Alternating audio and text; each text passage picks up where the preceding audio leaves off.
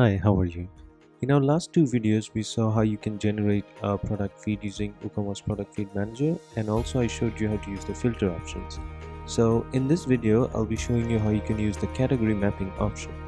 So on your dashboard, you'll find product feed. Over there, you can see the option category mapping. So once you click on it, this will take you to the page where you can create categories.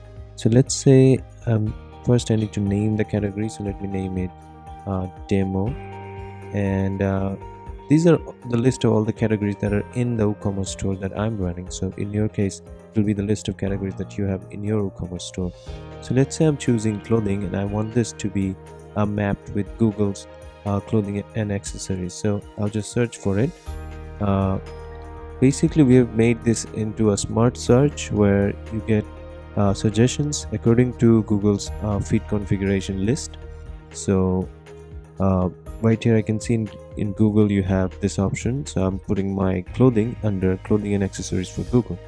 Now if I save it, you'll see this will be added right here. So all the category mapping configurations that you create will be listed over here. Now let's see how you can add this category mapping or use this category mapping. So when you create a new feed and go to this page, so in case of configure feed attributes, you see this options where it says attributes, types, value. So it's the value where you'll be including your category mapper. So when I scroll down, you see I created that category map called demo. So it's right here. So when I select it here, so this is what will change your categories.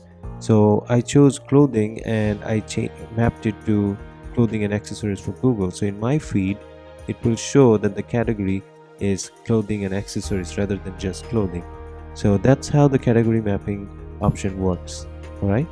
And apart from that, our plugin also has Google AutoSync. For that, we have another video. We'll be giving it to you.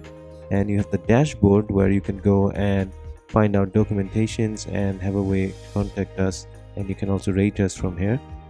And we also have a separate page for contact us where you can directly contact us regarding any billing issues. And if you click on the support forum, it will just redirect you to our WordPress repository support forum. All right, so that's all you have for WooCommerce Product Feed. Have a nice day.